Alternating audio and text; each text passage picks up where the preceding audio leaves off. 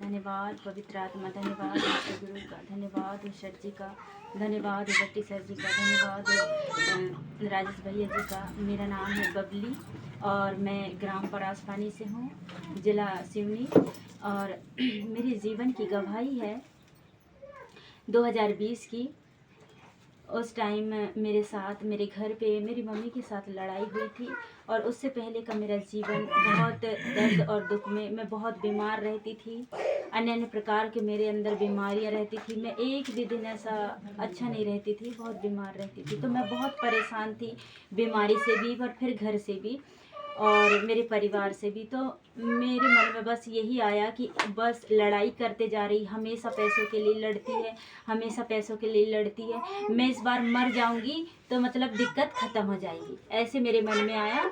और फिर हमारे घर पे थी सफाया दवाई की बोतल, 1 लीटर की डिब्बा थी, उसको छींचे नहीं थे, वो लाए और ऐसे से रखे थे। तो मेरे मन में आया कि बस मैं इस जहर को पी लूँ और मर जाऊंगी तो सब कुछ ख़त्म हो जाएगा, मतलब जो प्रॉब्लम जो है मेरे जीवन की वो ख़त्म हो जाएगी ऐसा। तो मैं गई और बोतल पकड़ी और पी ली दवाई।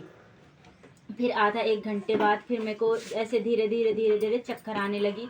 फिर मेरे को बादल पार लेके गए तो वो डॉक्टर कहने लगे कि नहीं, बोले सिवनी लेके जाओ, मुझसे कुछ नहीं हो सकता, बोले मैं कुछ नहीं कर सकता। और फिर मेरे को सिवनी लेके गए, सरकारी हॉस्पिटल में रखे, 2 या 3 दिन रखे वहाँ पे। फिर वहाँ कहने लगे डॉक्टर लोग इस बेटी का कुछ नहीं हो सकता, बोले आप सरकारी हॉस्पिटल में लेके जाओ, बोले वहाँ शायद अच्छे से इलाज हो, बोले और ये बच जाए, बोले। तो फिर वहाँ से लेके मेरे को जिंदाल हॉस्पिटल में लेके गए सिवनी में। फिर वहाँ 6 या 7 दिन रखे मेरे को।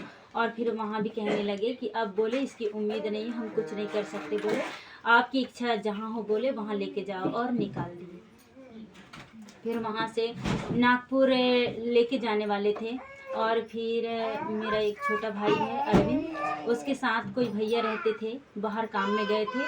तो वो भैया ने बस सुने थे, दीदी ने बताई थी उनको मसीह यीशु के बारे में कि प्रभु के घर अगर बोले मुर्दे को भी लेके जाएंगे, बोले तो वहाँ जिंदा हो जाते हैं।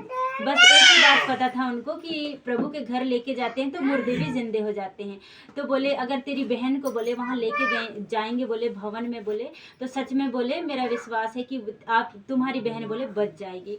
तो ऐसा उन्होंने बताया। तो उसने कहा कि बोले नागपुर मत लेके जाओ, खापर खड़े लेके जाओ, बोले कल सुबह संगति है, बोले इतवार के दिन। तो फिर मेरे को लेके गए, तो सुबह सुबह ही पहुंच गए, तो लेके गए और ऐसे ही मेरे को रख दिए वहाँ। और मैं तो दुनिया भूल चुकी थी, मेरे को कुछ भी याद नहीं था कि मेरे साथ क्या हुआ, कैसे हुआ, कुछ भी नहीं, कुछ भी नहीं। मैं दुनिया भूल चुकी थी कि दुनिया क्या होती है। और सच में मसीह यीशु मसीह की आराधना हुई उस दिन पूरा पूरा पूरा आराधना हुआ। और जो आखिरी के भजन होता है, आखिरी में बीच के बाद जो भजन होता है, वो भजन सबसे पहले मेरे जो शरीर में वो जो खुला, वो था मेरे कान सबसे पहले खुले और मुझे भजन की आवाज़ आने लगी।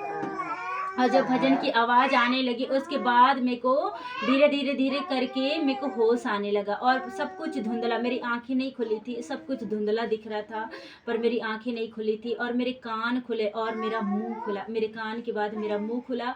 और मेरे मुंह खुलने के द्वारा प्रभु यीशु मसीह का ऐसा अनुग्रह हुआ मुझ पे कि मेरे अंदर जो जहर थी वो, मेरा मुंह खुला और उल्टी चालू हो गई। उल्टी वहाँ जब चालू होगी तो वो जो जहर थी वो अपने आप निकलने लगी उल्टी के द्वारा। तो फिर संगति ख़त्म हो चुकी थी और मेरे आँख उस टाइम नहीं खुले थे, सब कुछ धुंधला दिख रहा था, मेरे को बस सुनाई दे रहा था और मेरे को उल्टियाँ चालू हुई थी। और फिर सर जी आए, नहीं पहले मौसी जी आई। मौसी जी ने कहा कि सच में बेटा, बोले ये मुर्दा आई थी, बोले और इसके अंदर प्रभु यीशु मसीह ने जान दे चुका और तुम विश्वास करो, बोले ये पूरी रीति से चंगी हो चुकी। और ऐसा विश्वास दिलाए, मेरे साथ गए थे हमारे गांव के भैया लोग, उन्होंने कहा कि ठीक है, बोले अब मौसी जी कहती हैं कि अब तुम इसको घर लेके जाओ, बोले और मैं इसके लिए प्रार्थना करते रहूँगी। और सच में बेटी ठीक हो चुकी, तुम विश्वास रखो, बोले सच में ये ठीक हो चुकी। और जब घर में लेके आए और फिर धीरे धीरे प्रार्थना करते गई, प्रार्थना करते गई, प्रार्थना करते गई। और मैं धीरे धीरे धीरे धीरे 1 महीने के 1 या 1.5 महीने हो चुके थे और मैं खाना भी नहीं खा सकती थी क्योंकि पूरे छाले हो चुके थे मेरे यहाँ, पेट के अंदर भी और बाहर भी छाले हो चुके थे, तो मैं कुछ नहीं खा सकती थी। 20-22 दिन हो गए थे और यहाँ हलाल में संगति लगती है, ऐसा सर ने बोले, तो मैं आ रहा हूँ बोले तो संगति में लेके आओ। तो 22 दिन के बाद मैं इस भवन में 22 दिन के बाद इस भवन में मैंने पहली बार भोजन की थी, वो भी मुर्गे की सब्जी। इतनी मिर्ची लगी थी, मेरी बहन आई थी ममता, वो खा नहीं सकी और मैंने उतनी मिर्ची वाली सब्जी खा ली, उतने छाले होने के बावजूद भी। सच में खुदा बहुत महान है, बहुत, उसकी जितनी तारीफ करो कम है। इतनी महान अद्भुत गवाही मेरे जीवन में प्रभु मुझे मुर्दे में से जीवन दान दिया और सच में मैं खड़ी नहीं हो सक रही थी और मैं पूरी बल खो चुकी थी, पर वो प्रभु ने मुझे बल भी दिया, मुझे सामर्थ्य भी दी, मुझे शक्ति भी दिया और आज प्रभु यीशु के सामने मैं उसके भवन में, उसकी वेदी में पूरी रीति से चंगी हूँ। और सच में मेरे मसीह, मेरा घर, मेरा परिवार, सब कुछ खराब था, सब कुछ, मेरा घर पूरा बर्बाद था, पूरा मेरा परिवार भी पूरा खराब हो चुका था। सच में मेरे मसीह यीशु की ऐसी दया हुई, ऐसी कृपा हुई कि आज पूरा परिवार सच्चाई में आ चुका और मेरा पूरा घराना प्रभु यीशु मसीह की आराधना करता है। और प्रभु यीशु मसीह के दास की संसर जी जब घर आए, उस भवन में आए, उस भूमि में आए, तो सच में उस दिन से लेके आज तक और सदा सर्वदा प्रभु यीशु मसीह उनके साथ आए और हमारी पूरे परिवार की अगुवाई की, रक्षा की, रखवाली की और आज हमारा जीवन पूरी रीति से चंगाई भलाई से हो चुका।